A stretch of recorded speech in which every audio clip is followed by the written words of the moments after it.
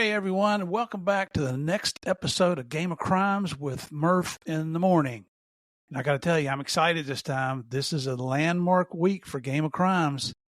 With episode 151, which is today's, we mark the beginning of our 4th year posting Game of Crimes. Woohoo!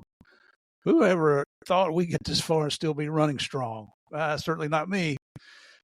When we first started in June 2021, a couple of people with names you may recognize, James Petrogallo and Jimmy Weissman, along with the brains behind the scenes for them, Sarah Hunt, they're from Small Town Murders and Crime and Sports podcast. They stepped up and supported us immediately. You know what? We came out strong right out of the gate because of those folks. I can't thank James, Jimmy, and Sarah enough for providing us with their insight, their suggestions, and being there to answer all our freaking questions along the way. I mean, it was amazing. And if you haven't listened to their shows, check them out. That's Small Town Murders and Crime and Sports. They're killing it, let me tell you. They even have a road show. So check them out.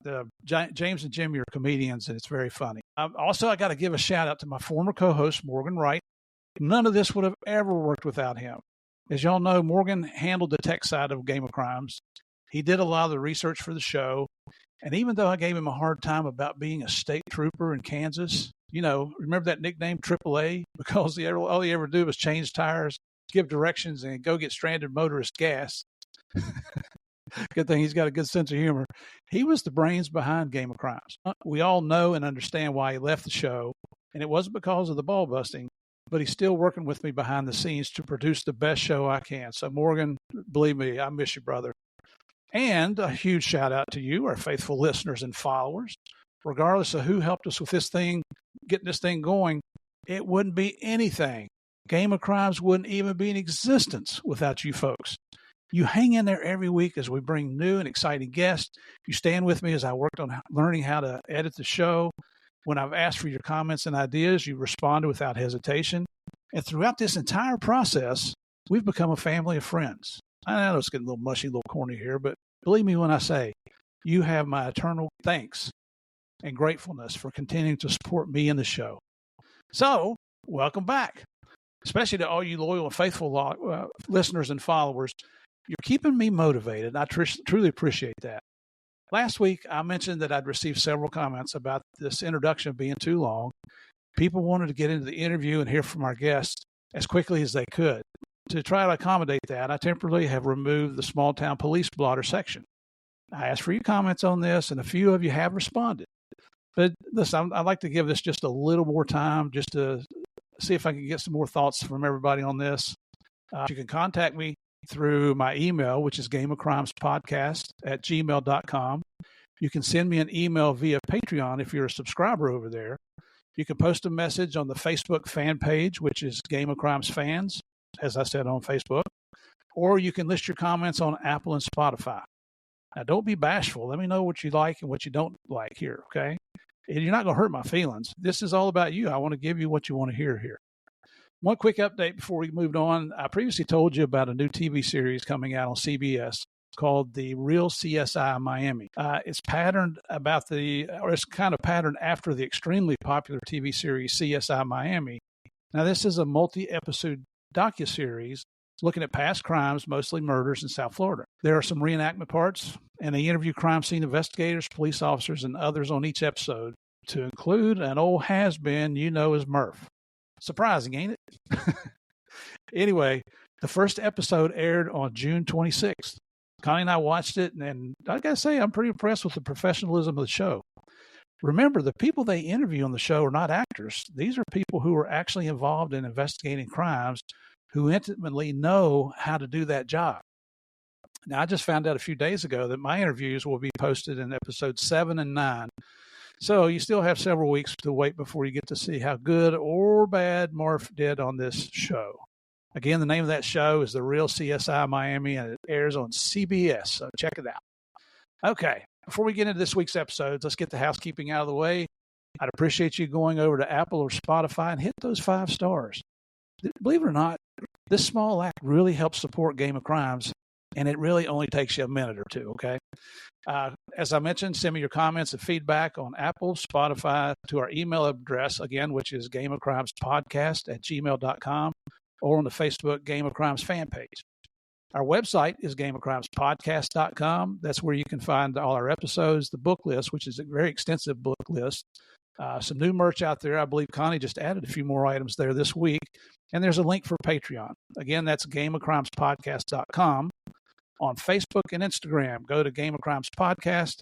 And on X, formerly known as Twitter, type in Game of Crimes.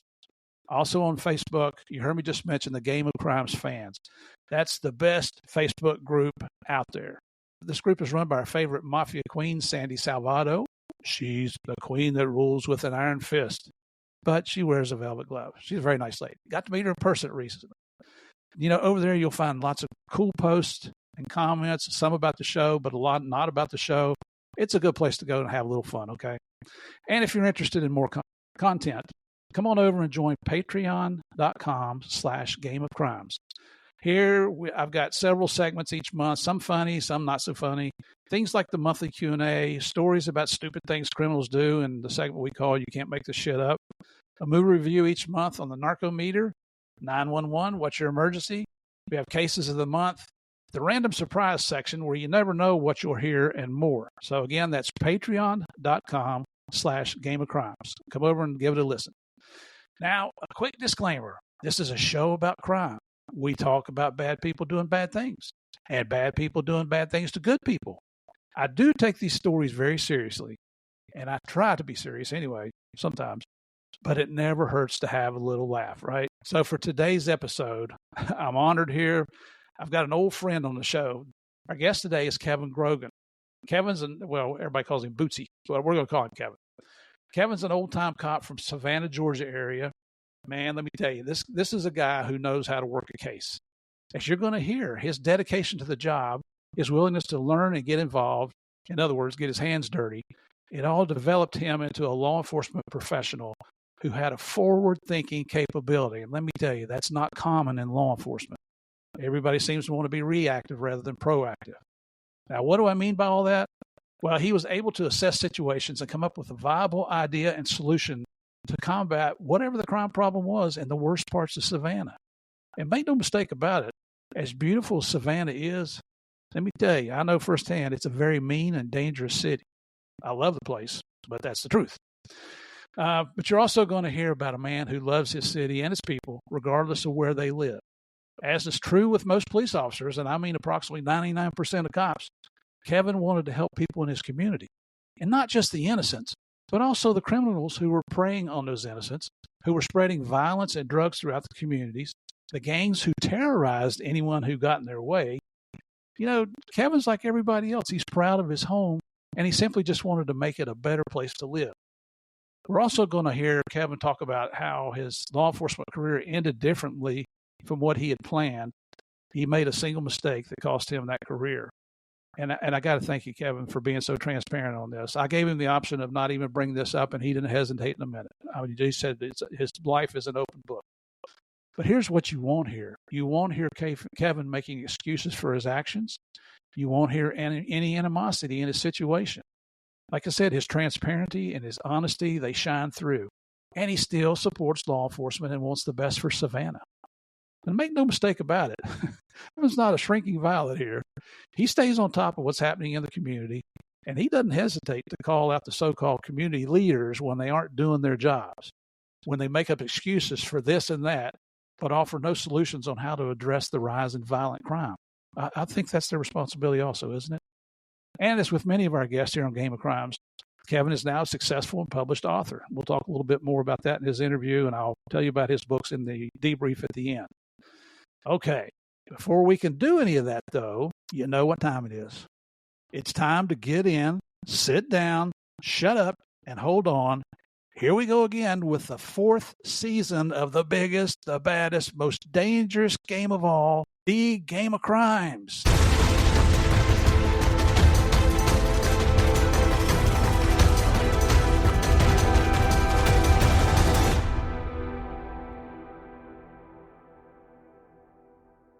Well, hey, everybody. Welcome back to Game of Crimes with Murph in the Morning. You hear me say this every week when we bring a guest on, but I got not just a special guest, but a very good friend And one of the two individuals who influenced me to get started in the podcast business before I even knew I wanted to get in the podcast business. Today's guest has been a police officer for roughly 15 years, so we're brothers that way. We're brothers in the friendship way. We'll get into his story here in just a minute, but it is my distinct honor and true pleasure to introduce everybody to Kevin Grogan. Welcome to the show there, Bootsy. Murph, thank you so much for having me. And, what a nice intro coming from a guy that I look up to. I mean, saying that I idolize you is probably not far off. Your accomplishments and stuff like that, that I've looked at for the years. And I'm not talking the TV and podcast stuff. I'm talking, the career and what you did for these United States. Thank you, brother. You need to set your standards a little bit higher than me, I'm telling you. I've always, and you heard that right here on Game of Crimes with Murph in the morning. And he's not talking about Morgan either. Now, I just want to cover with our listeners how you and I met. So this was before COVID. My wife and I were still living outside of Washington, D.C. in Northern Virginia. Got this, I guess it was an email or a text message from you and a guy named Lou Velozzi, who's like one of our favorite Italian guys. If there's such a thing. Yeah, we'll bust his balls as we go along here. Absolutely. He's an easy target, right? He's a big target, but he's also a big target. But the fact that he's not around at the moment makes me feel safe, so we're good. Yeah, and he's at least one state away from me right now, I think. So I feel good about that. But these guys reached out, and they had their own podcast, true crime podcast, called End of Watch with Bootsy and Sal. Now, who's Bootsy and who's Sal, and where do those names come from? I'm Bootsy. He's Sal. Where those names come from is, it's the stuff of Savannah lore. I got the label Bootsy from, it was a term of endearment from the fellas in the housing projects in which I was working in. So there's a very famous rapper, Lil Bootsy Badass. Now he's just Bootsy, but he had a very high fade. So, I'm in the neighborhood wreaking havoc and making a name for myself with the bad guys. And because of my haircut, they called me Bootsy. Lou, who, all kidding aside, one of the most accomplished undercover agents in the history of the ATF, dear friend, good, very, very good man, while he was undercover, his alias was Sal Nunziato. So that's where Sal came from. And, we worked together for a good long bit on a bunch of different cases and stuff like that. And you know how it goes with a guy like Javi or Lou or any of our guys. And, I consider our circle pretty small but distinguished. You just latch on to each other. It's one of those things where you're in the same trenches and you become so tight. You do. And our listeners hear me talk about the law enforcement brotherhood and sisterhood all the time, and it's a true thing. My wife, we just celebrated our 40th anniversary. We dated for 4 years before we got married. I was a cop when she met me. I was a uniform cop back then. She has never known me to do anything until after I retired from DEA other than being a cop. And even now, she doesn't understand how you and I haven't talked in years. I know, right? We may exchange texts or something, but we haven't actually talked. And when we got back on the phone, it's like we were together last week. And that's, like I said, I can't tell you what an honor that is to me. Again, well, thank you. We always joke out in the street. Anybody I ever worked with when we're working street level dope, you catch somebody with drugs, and the joke was always, "Oh, who you think you get? What do you think it's Pablo Escobar?" And I'm sitting here with the guy who actually did it, so that's it's a big deal to me. And I joke around a lot, and I don't want to understate how much this means to me. Well, thank you, brother, and for all our listeners, just so you know, I'm paying him to say all these nice things about me. So I got to go get a part-time job, maybe at Lowe's or Walmart. I'll greet your ass, but I'll search your bags when you leave. There you go. On a side note, don't you love going to Walmart now and they've got the self-checkout, but then they want to check you when you walk out the door? It's like, I was going to say, if you're going to trust me to do my job, trust me to do it right. That's right. That's exactly right. That's a little, I just recorded a session on our Patreon channel. We've got a monthly episode called, I say we, it's now me, but we call it You Can't Make This Shit Up. And it's just stupid criminal stories. I think I had like 15 or 16 stories on there today. And I was talking about, I'm thinking about doing a section on Patreon called Pet Peeves. Originally, I was going to call it Murph's Pet Peeves, but when I started making the list, it would probably be like a 2-month episode. I mean, I got so many pet peeves. I think I'm turning into a grumpy old man. Oh, and I think, the more guests you have, I mean, tack on ours, The other thing about me is I hold grudges, so they're not only pet peeves, but I got axes to grind on it for, going years and years back. So I don't have a problem with that, and I understand completely. So we say we forgive and forget. I think we might forgive, but I'm not sure I ever forget. I never forget. Yeah. But talking about Mr. Sal, Lou Velozzi, we had him on here, believe it or not. So I'm coming up on the end of the 3rd year of Game of Crimes here, and he was episode 4. You're not kidding. He was episode 4 on July 12th, 2021. So, and here's what I love about Lou. If he comes down this way, he calls me. He and his wife are over in outside of Melbourne. They're in Satellite Beach. And this was several months ago. They come down for a long weekend and called, and we drove over and had breakfast with them. And that's what I love about our culture. I just love it. No, the true ones, and Lou's definitely that. But the thing about him, the thing about you, like I said, our circles, it's the loyalty. There's a lot of things that I think people over exaggerate, and they want to be part of this club, and they want to do this and that. But when it's genuine, it's genuine, and you don't get any more genuine than Lou Velozzi. That's for sure. I'm with you, brother. I'm with you.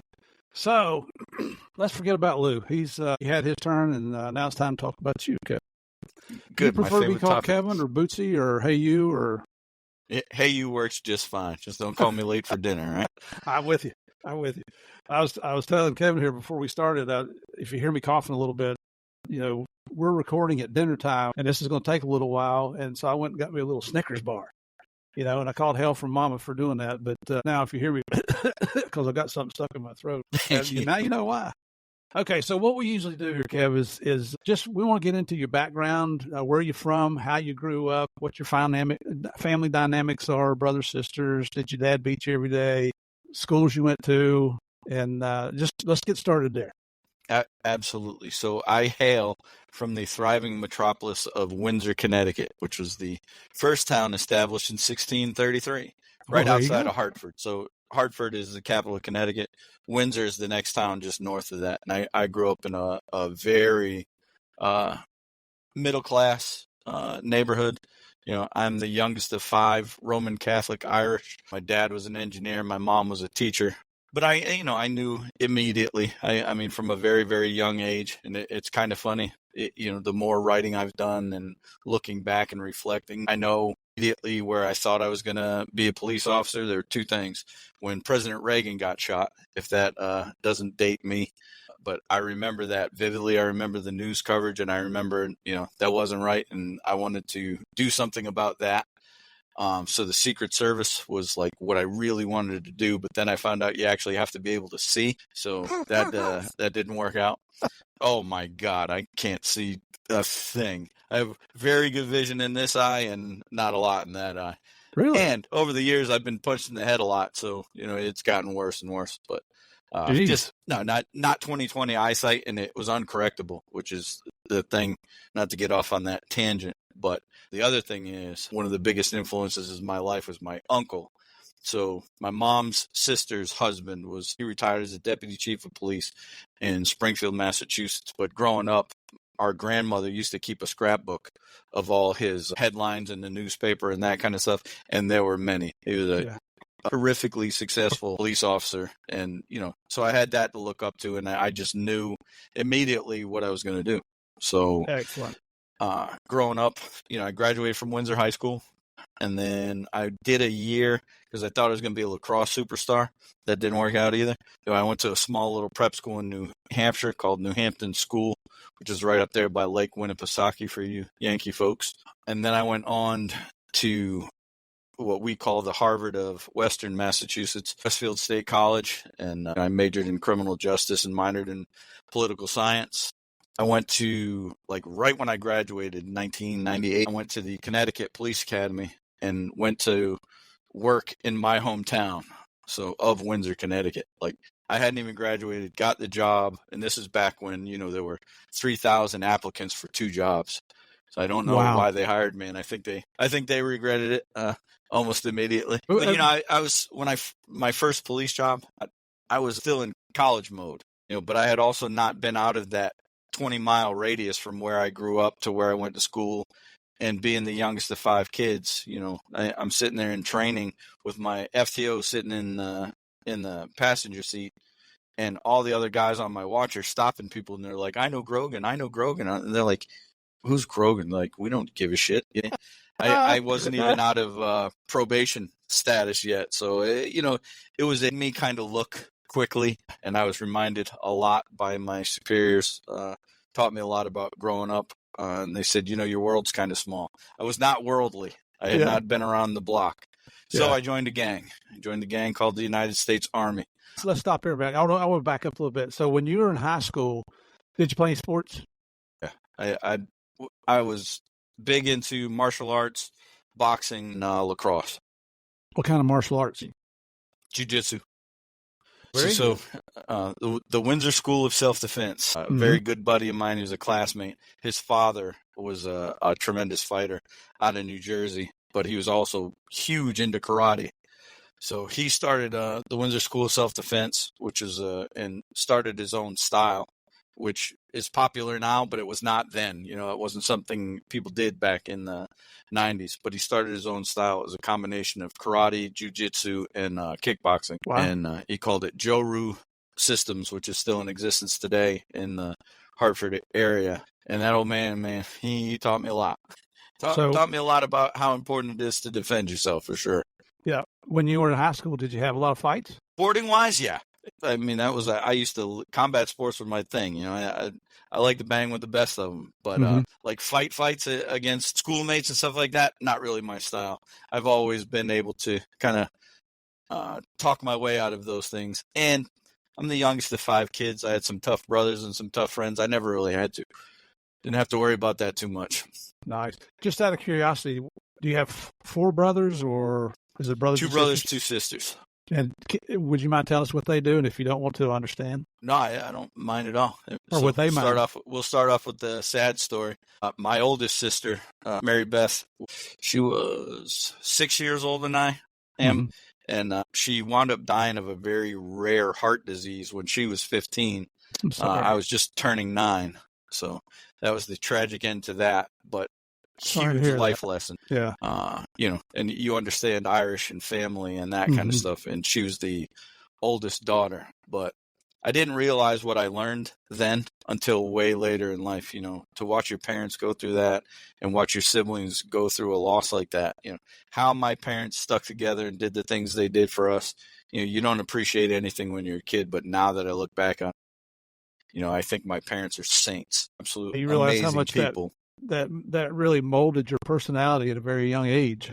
Yeah. No, and of course I didn't know that then, but hindsight being 2020, I look at it now. So, but I will also tell you this, that's part of a huge part of my life. I learned about death at 9 years old, like face right there. There it was, right in my face.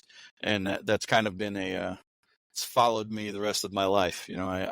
I've learned how to deal with it, sort of, or I thought so. I thought I had learned how to deal with it, but you know how that goes. It's tough.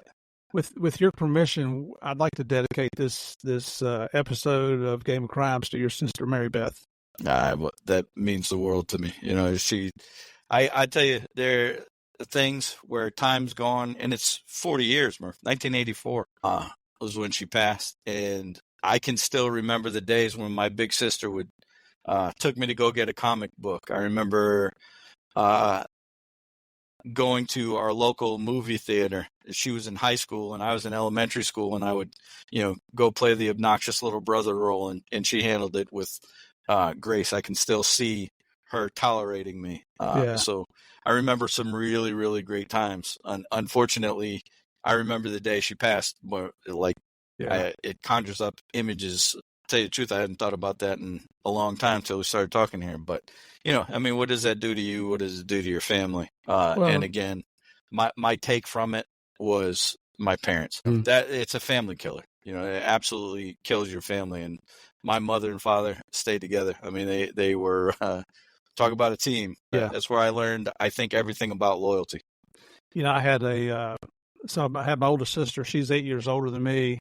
And then between us, we had a brother, Tommy, that died when he was 3 years old. It was before I was born, so I never even knew the guy.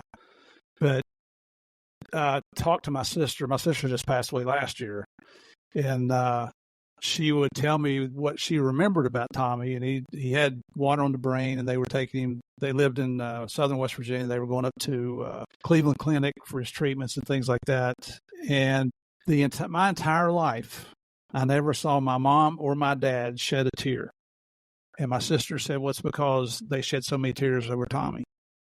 And it's, my dad passed away, and I cry like a baby. I hate funerals because I might not even know I'll cry just because they're so sad, and you see what the people that are continuing on are going through. But even at my dad's funeral, my mom never shed a tear. She was a tough lady. Mine too. The reason I say that I think that Mary Beth had some positive effect on how you turned out is because I read your book. And ladies and gentlemen, you got to understand, Kevin is a tough guy. This is a guy that does not back down from anybody. I don't know that he'll tell you that, but we're going to talk about some of his stories here in just a minute. But there's also a side of him that it's not, I'm the cop and you're going to do it because I said so. I mean, I was just going through, when I read your most recent book, Ruffian, you can see I got some tabs in here. And I was reading the one where the informant was giving you information, and the only reason he would talk to you is because he saw you carry his mother's groceries up the steps one time. His grandmother.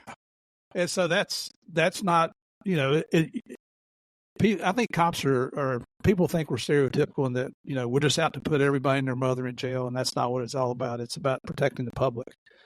So anyway, let's get back. So you got 3 more brothers and sisters there. Yeah. No. So my next oldest is my brother, Sean. He still lives in Windsor, Connecticut. He putters around. I don't really know what he's doing right now, but Sean's always kind of done things his own way. But Mm-hmm. he's 5 years older than me. He's a very Irish family. Mary Beth's this year. Sean's a year behind. Brian's a year behind that. Kelly's a year behind that, and I think I'm 2 years behind Kelly because I was in an accident. You're a little slow. No, exactly. And then there's my brother. I don't call him Brian. I was Gus growing up was my nickname. My brother Brian is Rook. The guys in the neighborhood used to call him Rookie because he used to play, with the guys years older than him, and he was always the smallest and youngest in the group. So they call him. He is not a very nice guy. He works for the United Nations in the Office of Humanitarian Affairs. He's just an accomplished human being, I think is the way to go. Where I kind of took on the save the world one neighborhood at a time. This dude does it continents at a time. As a young guy out of Fairfield University, he went to Korea to teach English as a second language, then volunteered. I forget what the organization. Oh, Visions in Action.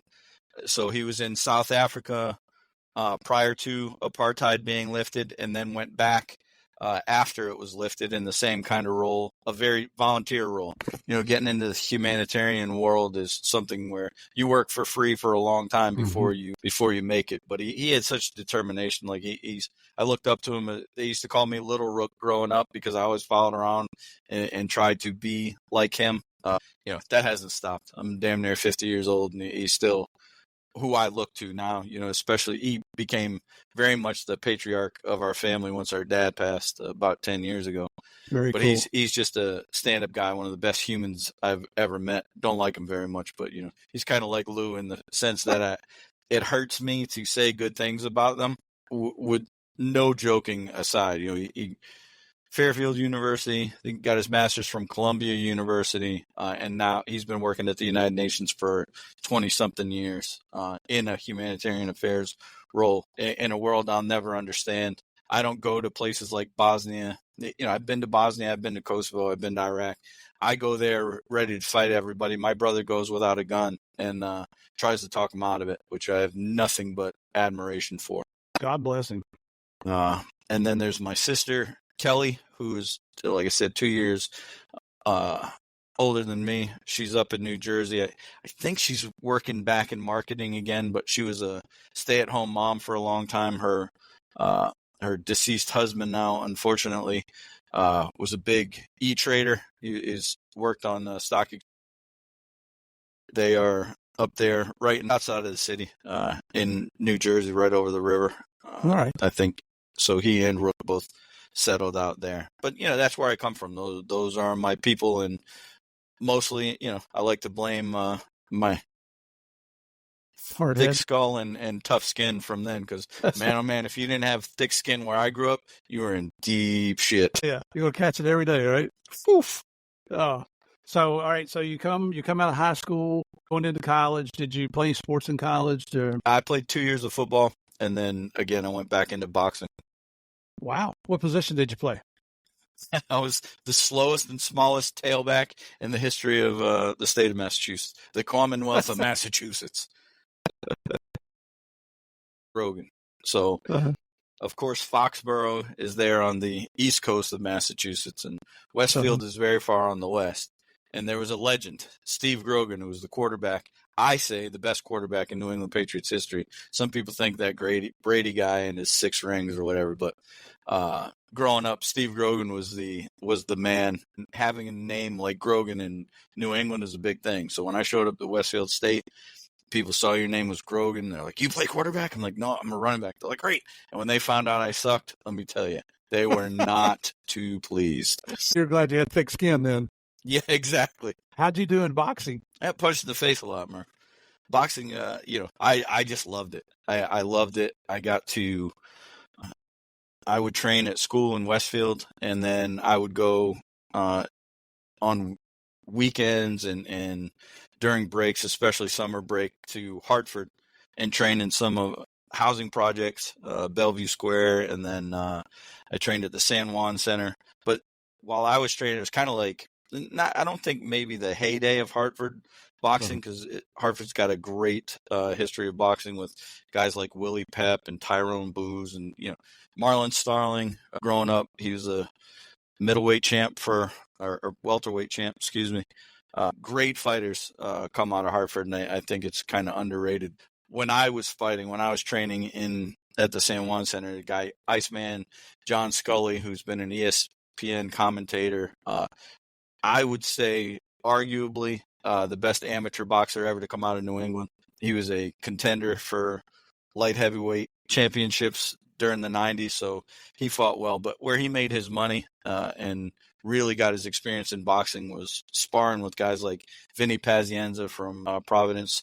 He was a sparring partner for Roy Jones. He sparred with in their camps with James Lights Out Tony. So, he was banging in that upper echelon of boxing. And then we had guys like Eric Harding and Angel Vasquez, but guys like Muhammad Shabazz, the guys that probably no one would ever hear about unless you're a huge boxing fan. I looked up to these guys. Like, they were like gods to me. I would see them walk in to be in the same gym. Now I was on the other side of the gym. They were on the don't fuck around side of the gym, but man, they were so cool, and I just learned how to put your work in. Excellent. So now you go into your graduate college. You're at the police academy. Now we all have funny stories from the police academy. I like, my first academy was the Western State Police Academy, and it was 1,000 years ago, 1975. Oh, actually 1976, early 76. And then the DEA Academy, where I had to write a few memos because, I'd been a cop for 12 years, and them telling me what to do I had a little hard time with that to start with. Yeah, I can only imagine. So, but what about you now? So tell us some good stories out of your police academy days.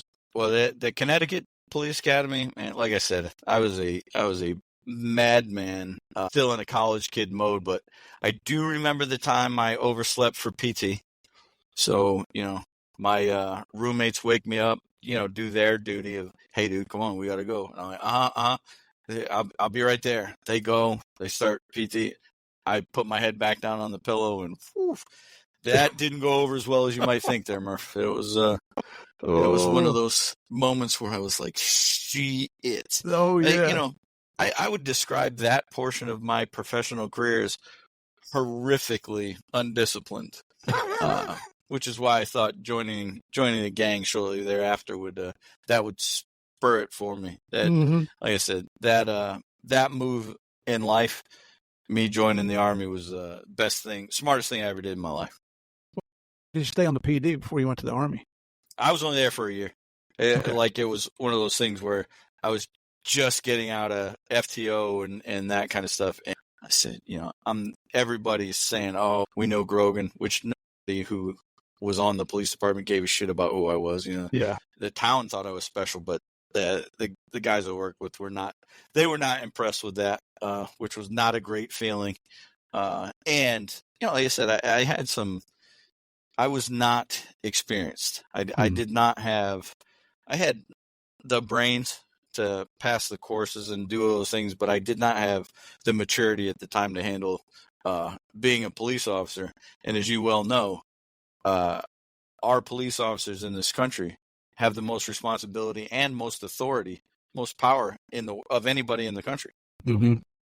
Yeah. So it was one of those things where I sat down with my very cool chief, Kevin Searles, and he said, maybe you should think about either a different career or, broaden your horizons. And I said, yeah. So studied on it long and hard. And probably the most mature decision I ever made was I figured, how am I going to get out of here and see something and be productive at the same time? So the Army was the answer. I wanted to be a Marine, but I passed the intelligence test, so they wouldn't let me in. You see the shirt I'm wearing? USMC Scout Sniper Association. I wasn't a Marine. I've seen those boys shoot. The one positive thing I have to say about the United States Marine Corps, other than the fact that they're all great Americans, is they can shoot, and oh boy, can they march. And watching a Marine Corps, even at Parris Island, even watching recruits, when they've learned, when they go to the graduation, you watch those Marines march. It's one of the most impressive things I've ever seen. And everybody talks about the silent drill and all that kind of stuff. Nope. I'm just talking about your everyday boot wearing riflemen Marines. It's spectacular. It makes me proud to be an American. And they're not, like I said, and that hurts me because I don't like to say anything about good Marines. Yeah. Here on Game of Crimes, we view all of our people in the military and veterans as heroes, true freaking heroes who stepped up and accepted the challenge and served their country. So when, we primarily bring law enforcement on, but also started bringing on some military heroes and some other first responders as well. Haven't brought on firemen yet. Don't do that. Don't do that. You'll like they drag hoses, they will drag your show down. And I get messages from firemen that listen to the show. So it's Kevin Grogan, 1-800. Yeah. So what year did you join the Army? 1999. 99. Let's see. Which if you look at the year and then what happened very shortly thereafter. So the Army I joined became very different about halfway through my enlistment. How long were you September, 5 years. So I served from 99 to 2004. So 9/11 rolls around in 2001, and where is Mr. Grogan? I'm in Heidelberg, Germany, assigned to the protective detail or the commanding general of the United States Army Europe. Wow. Montgomery Cunningham Meigs, who is another hero in life. General Meigs was the great nephew of the original Montgomery Cunningham Meigs, who was the first quartermaster general of the Army, second in command of the Union Army to Ulysses S. Grant. Whoa. And, serving around General Meigs, General Meigs was the personification of a soldier. If you wanted to see what a soldier was, you stand next to that guy for an hour, and you'll get the message. I had the honor of serving near him, around him, and he used to like to say walking point with him for 2 years. And it was during that time frame. So from 2001 to 2003, I was one of his guys. So it was a great place to be, great thing to see. And that's where I learned not only from the non-commissioned officers in my unit, which was the mighty 529th Military Police Company, USER Honor Guard, but serving alongside and seeing a 4-star general conduct his business and be a soldier every day taught me more then it has guided the second half of my life for sure. You know what? And there's an example right there. I mean, that's a perfect example. When I get on my high horse sometimes and preach about certain things, especially as we're raising children, that you set the example for them, because that's what they watch. They watch what mom and dad do. And if you're doing the right thing, you know, I got nothing against drinking. I drank more than my share when I was a drinking man, and I quit in December of 2000. I was started having allergic reactions. I was becoming a deacon in my church, and they asked me not to drink, and I did. I just stopped. And I got to the point where it was taking like 3 days to get over a hangover. So that was a sign that maybe I was drinking too much. But of my 4 children, not a single one of them has ever seen me take a drink of alcohol.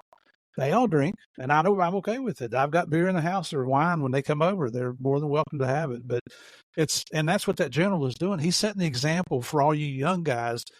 You want to be a professional soldier? This is what we look like. I love that story. Yeah, no, he was the epitome of it, and the greatest thing was serving so he had a PhD in history from the University of Wisconsin, and we would go all over Europe on what they called staff rides. So every star and some of the higher enlisted sergeant majors in the United States Army Europe, we would go to the old battlefield. So we went along the Maginot Line. I've been to Bastogne. I've been all over Europe. I've been through Belgium, Luxembourg, France, Germany, obviously, you know, and seeing the battlefields. And they would stand there and go over the historical battles. And again, the general, not only is he a 4-star general and a tanker, by God, but he just was a student of the game. You know, he knew the history of these battles in and out, and he would bounce ideas and say, look, here's what Patton did. But you, as the commander of the 2nd Armored Division, who at the time was General Ricardo Sanchez, who was later the commander on the ground in Iraq when I got there. Another hero of mine, true professional, great American. But when he was a 2-star, you know, there he is as the commander of the 2nd Armored Division, explaining to General Meigs, this is what Patton did, but this is what I would do. You know, and to hear that and listen to that, just sitting there going, watching these professionals who are masters of their craft, it just made you appreciate, if you're going to do something, you better damn well be good at it. Yeah. Well, you know, that goes for any occupation. If you're going to do it, as when I worked for my dad, after he retired from the ministry, he and my uncle opened a carpet store, and I started at age 14, and I worked for the warehouse guy. I didn't work for my dad. You got to earn your stripes. I cleaned the bathrooms and swept the floors. But when I finally got to the warehouse where you're getting orders ready to go out and you're actually going out with installers and installing carpet, which is man's work, I'll tell you, it's not something I want to do ever again. But my boss told me. It develops who you are, you know? It does. And my boss, his name was Gary, and Gary told me at a very young age, if a job is worth doing, it's worth doing right. Don't go back and do it a second time. Just do it the first time and get it over with. And that's like a little bit of a mantra there that, you know, would benefit everybody to follow that. No, and if you stick to that, it's never going to, you know, those old school teachings are never going to go wrong. Right. Did you end up, did the general carry you over into the big sandbox? No, he didn't. He actually retired about the time.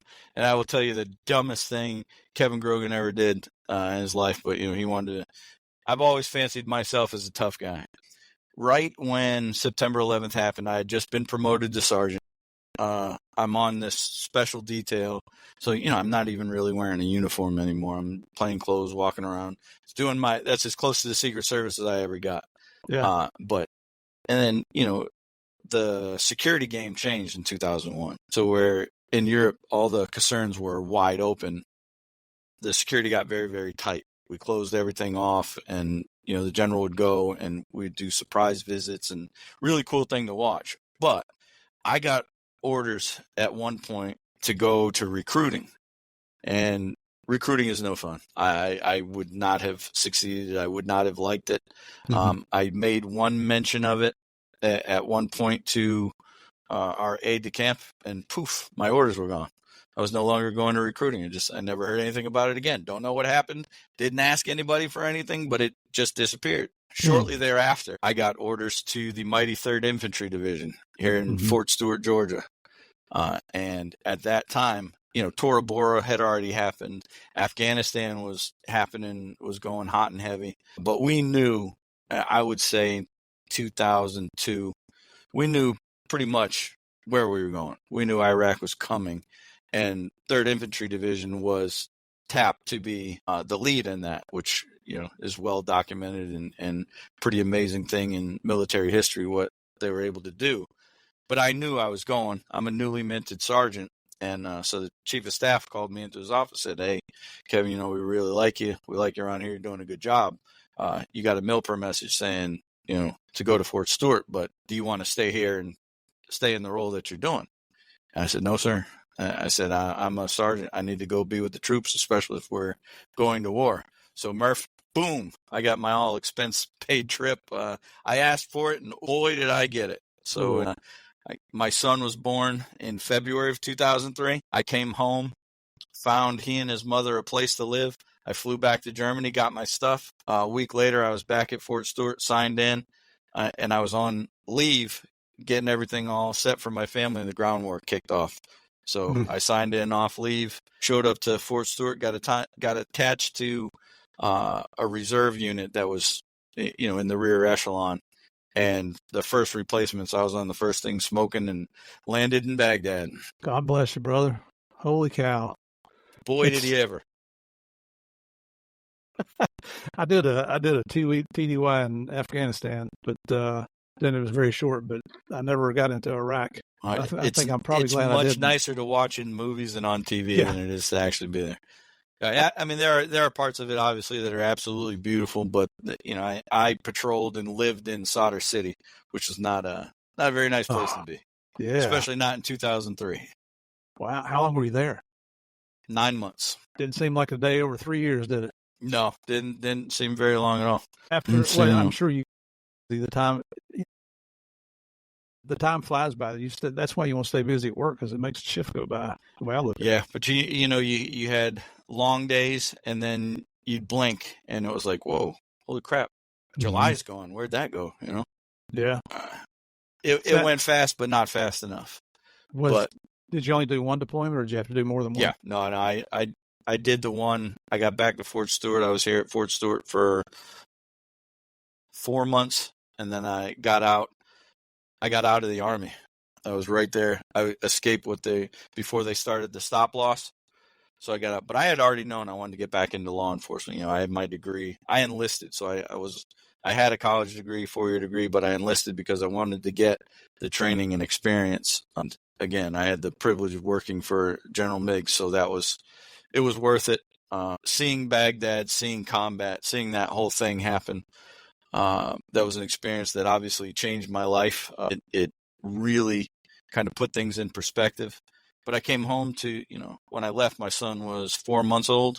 And when I came back, he was, 13 months old. Mm-hmm. So that really kind of resonated with me. Getting shot at and seeing stuff blow up and that kind of stuff. It really kind of changes your perspective on life.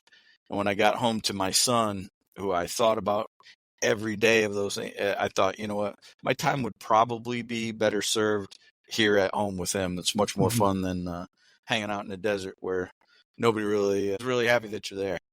Yeah. And it's, being a parent is, if you're being a parent, it's a huge responsibility. I'm not sure that there's anything more important than that there. And the thing is, I'll tell you, in those years, later on, and of course, I'm looking back on this, I thought it was the greatest thing since sliced bread, but I wasn't a very good dad in the early years because I didn't know how. Not that I didn't have the perfect role model of it, but I was so concerned about what would become my career in law enforcement that, you know how it gets when you get grinding and you love what you do. You don't think about much else. And I didn't go to work 8 hours a day. I went and I grinded. And then when I got home, I was thinking about what to do next. And that was really my drive and my passion for a long, long time, which like everything else caught up with me. Yeah. And that's one of the things that when young people, I get a lot of messages from young people saying, "Oh, I watched Narcos and you inspired me to go into law enforcement. Do you have any advice?" The first advice is, don't think this is a job. This is a lifestyle. It will affect everything in your body, in your family, in your friends. People, once you put that badge on and a uniform, people who used to be your friends won't talk to you anymore. People are always trying to get one up on you. It's just, it just becomes a lifestyle, and it affects, if you're married with children, it affects them, and not in a positive way most of the time. It affects, it's brutal on them. And again, I realize that now. When I was going through it, I just thought I was good at my job. I thought I'm so passionate. I'm so rah, gung ho. Mm-hmm. I'm all this, and at the time, you don't realize what you're missing, what you're ignoring, what you're putting your family through. Yeah. And we don't do it to be heroes or be the big tough guy. We do it because it's a calling. You want to help other people. That's what law enforcement is supposed to be all about. Yeah, I wasn't there for anything other than it's who I was. That's what I wanted to do. And once you find something you're passionate about, there's no, guys like me anyway, you don't stop. I put my head down and go until there's an immovable object, and then I try to figure out my best way to get around it. Yeah. Yeah. No, it's unfortunately it's very true. Not just it doesn't matter whether it's a state agency, a local agency, a federal agency, tribal. It's the same thing. If you're doing the job, it's going to be long hours, and your family's going to suffer. But, so go ahead. Especially when you're new, you have no control over where you're going, what you're doing, and those things. So it was working midnights, long shifts, and that kind of stuff. Then on your days off, you're coming back into the city to go to court and all of those things. The more proactive you are, the more arrests you make, the more time you spend in court and all that kind of stuff. All that time away that you don't think about because it's just what I have to do. It's my duty. Mm-hmm. But the price it pays. I figured it out later though. Yeah. So, what was your first law enforcement agency? The Windsor Police Department. Where in? And you talking about when I got out of the Army? Yes. So I went to work for a very, very short time. That was right when everything was turning to contract. So they started the Department of Defense Police, which later turned into the Department of the Army Police, right there on Fort Stewart. Got a cush job. Really, it was basically doing the same things you do in a law enforcement role as an MP, which is not very much. Sorry, guys. Yeah. But it was one of those things where got paid decent money to not do very much, and it was right there. But I immediately applied to the then the Savannah Police Department. And right at that time, the city of Savannah, which is in Chatham County, they had two different police departments and they merged. So I got hired by the Chatham County Police Department. And then when I started the academy, we were the first class of the Savannah Chatham Metropolitan Police Department. Is it still like that today? No, they unmerged shortly after. And Murph, I like to take credit for that. They merged when I started and they unmerged when I left. So, I think a lot of it, much like everything else I think about in life, it all had to do with me, and I take the credit and blame for it. You got a lot of influence out there, buddy. I will tell you. Just ask me. We'll keep talking. You'll see. Now, what year are we talking about now? 2004. Yeah. So okay. I went to work at Savannah right at the end of December 2004. And what police academy did you have to go through that? The Southeast Georgia Regional Police Academy. And that Savannah? Was, it was actually part of Armstrong Atlantic State University. They had the police academy was on the campus of the college. It's not there anymore. They got their own building, but Georgia has regional police academy. So we had City of Savannah, Sheriff's Department, and other municipalities in the area, smaller municipalities, sending folks at the same time. So I think there were like 9 of us from Metro. There were a couple from Hinesville. There's, from all these different agencies. So I want to say there were like 30 people in my class. Did you have to spend the night at the academy, and how long was the academy? No, it was in and out. And it's a good question. I want to say it was 8 weeks. Connecticut was an overnight thing. That was Monday through Friday, you stay there, very regimented, military style kind of thing, make the bed, that kind of thing. But Georgia was not. It was Monday through Friday, basically 8 to 5. You're there. And with the exception of going to like Forsyth, which is where the main academy in Georgia is, Yep. to do like EVOC and certain specialized trainings like that. We were there the whole time, and it was 8 weeks. Well, I wouldn't even say grueling. It was very academic. So no PT?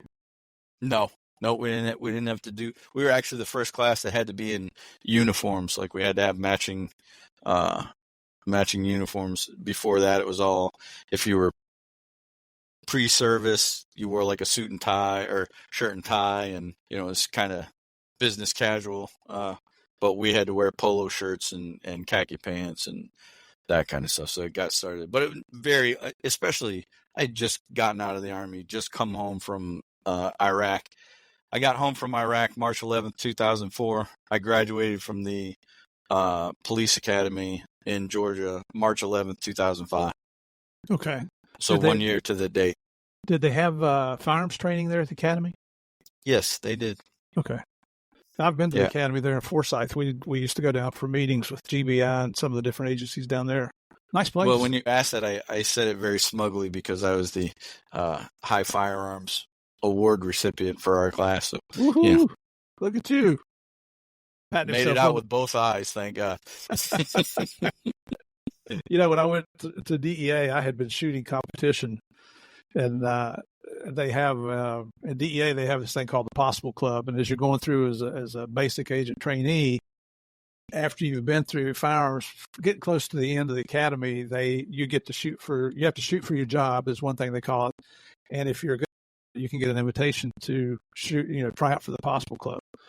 So, we were at the FBI Academy there in Quantico, and I had stayed out of the bar the whole time I was there in the academy. And one night my roommate's like, "Come on, Murph, lighten up. Let's go get a beer." So, boy, we went down and just tied one on. We show up at the range next morning at 7:30, and they're going over, "All right, this is what we're going to do today. This is what we're going to do." And Murph, you and the three other guys are shooting for the Possible Club here in about an hour. And my head is pounding every time. And you're looking and feeling your best, right? I couldn't even focus on the front side of the gun. I missed it by one shot, but later in life, I became a firearms instructor, and I got to shoot for it again and made it. One thing, I hate guns. Law. I hate guns after all this time, which is funny with my background, just because I've seen the losing end of guns, right? Working homicide and all that and stuff. But I do love to shoot. Love it. Yeah. Yeah. And it's an acquired skill that is perishable. If you don't stay up with it, your marksmanship will go down. For sure. So on the new Metro PD, are you assigned to midnights? Oh yeah.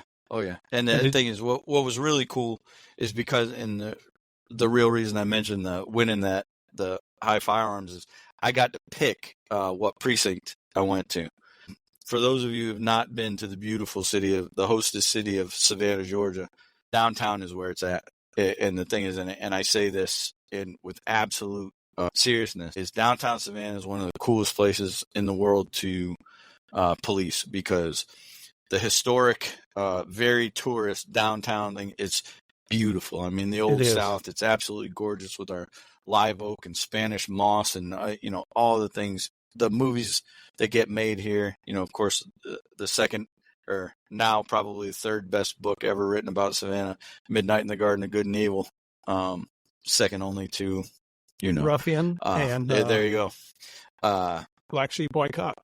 But the thing is gorgeous. But you have, the $1 million homes on Jones Street and Liberty Street, and these beautiful, statuesque Southern estates. I mean, just absolutely gorgeous. And if you cross Martin Luther King or East Broad Street, you are in abject poverty of the housing projects of Yamacraw Village and Fraser Homes and Caton Homes, and where I learned how to police Hitch Village and Fred Wessels. So, you have the richest of the rich surrounded by the poorest of the poor. That the way those two communities merged made for a hell of a place to police, man. I've been to Savannah a number of times, and it is like a demarcation line going right down through there that separates the haves from the have-nots. Well, that's so my first book over there, Black Sheep, White Cop, that was such a big part of it in my head, was the juxtaposition of the the richest of the rich, the poorest of the poor. And, let's be honest, you're talking rich Savannah, poor Savannah, black Savannah, white Savannah, and they're right on top of each other. So, yeah, it really, really cool play. If I were a sociologist, which I think anybody in law enforcement should have a minor in sociology just from experience alone, but seeing it, seeing the interaction on a day-to-day basis was fascinating, especially now that, I'm older and slower. I look back on it. But, man, the thing is, from a rookie cop, if you wanted to get involved in it, downtown Savannah was the place to be, because everything from shooting, stabbings, robberies, car chase, everything you think about as a young cop that you think you want to do, man, we were doing it left and right. It was all there. But the great part was, you're also downtown where all the hot chicks are, leaving the bars, going back into the, all that kind of stuff. You're right where millions of people come to spend their money and spend their tourism dollars, right there. So if you're not out hunting the bad guys, you park your car, and, don't disagree with me, Murph, but I'm not the best looking guy. But, a badge and a gun get you some attention. Yeah. Downtown Savannah, man, it was a good time and a good place to be. There's a lot of uniform chasers. Even in the small town in West Virginia where I was, there were uniform chasers. I tell you that my favorite thing is, later on when I got into homicide, and I said one of the best pickup lines in the world is, "I'm a homicide detective." Holy cow. Yeah. That worked great. But you know what works better, Murph? What's that? I'm a former homicide detective, and I wrote a couple books. That one's killer. Yeah, there you go. There you go. You have a lovely wife. Got to meet her for just briefly last week when we were on here. Getting ready for tonight. She's the reason I'm still moving, thank God. Yeah, God bless you, man. You done good. He's blessed you there. What were your off days there on the midnight shift, like Tuesday and Wednesday? Oh, yeah. When I started, I had the good ones, Tuesdays, Wednesdays. Okay. Spent most Tuesdays and Wednesdays in court. So we worked what they called it was a swing shift. So you would do a month of days and then a month of mids, and it would go. Really, really good for a young police officer, because you're getting two different tempos. Mm-hmm. Your calls for service during the day were much, much greater, especially in downtown. But at night, when you flipped over, when the calls for service were down, you had all the time to rip and run and go look and be proactive. So I had such a great mixture of that. But the thing is, your lack of sleep on that so it was crazy. Once your body's adjusted to days, you go to midnights. Once you're just about getting settled with midnights, you're back on days. So it was interesting, but I wouldn't change any of it, because, like I said, I learned so much from jumping back and forth to different tempos. Mm-hmm. And I mean, everybody thinks crime only happens at night, but during the daytime, holy hell, we ran at quite a clip. Well, and you brought up a good point there too. And I just forgot what the point was. It was really important too. Well, shit, I'm not getting older. No, I guess me neither. How long did you work on those before you got an opportunity to do something else? Well, here we go with the charm part of my career. So I worked in the downtown precinct, mostly in the housing projects, for about 4 months before there was a pretty significant murder. And I only say significant in that it got a ton of press coverage, and it made national news, and the case actually wound up on court TV later that year once it was going to trial, when everybody was caught and all. But there was a murder of a 19-year-old white girl in downtown. So she got killed right next to our civic center, and that happened right at the end of 2005. So when that happened, her name was Jennifer Ross, Mercer College student, beautiful young lady. Her father was an affluent, I believe he's an attorney for one of the big hospitals here. And she got robbed. Her and a couple of friends that she was with wound up getting robbed. And she, committed the cardinal sin of street robbery. She bucked the jack. She wouldn't give it up. She's a tough kid. So the cowards that were involved in the case wound up doing what cowards do, and they wound up shooting her in the back.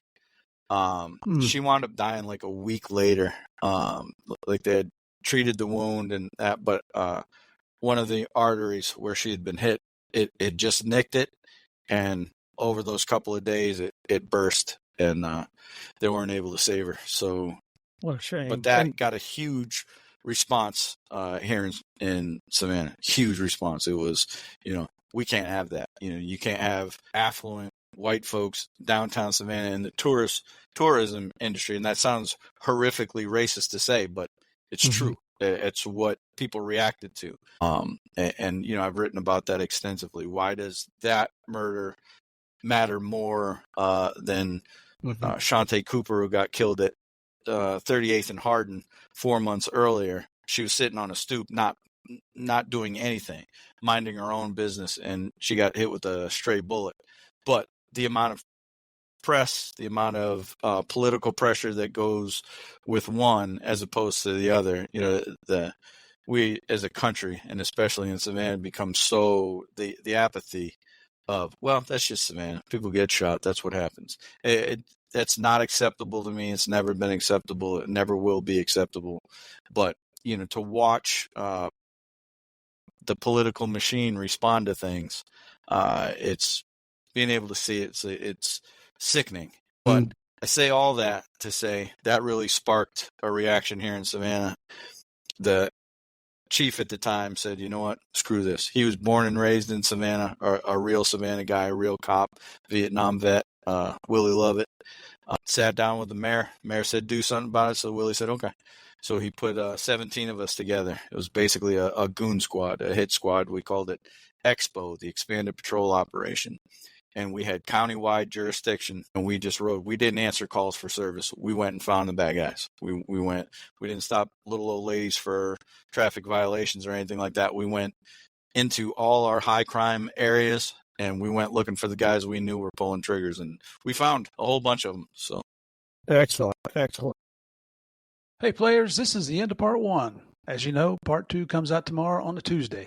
In the meantime, on social media, go and check us out on X at Game of Crimes and on Facebook and Instagram at Game of Crimes Podcast.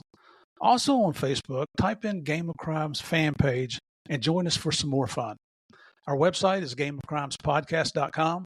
We've got a lot more information there, including all our episodes, the book list, which contains the books written by our guests, Game of Crimes merchandise, and a lot more. In the meantime, everybody stay safe. We'll see you tomorrow for part 2.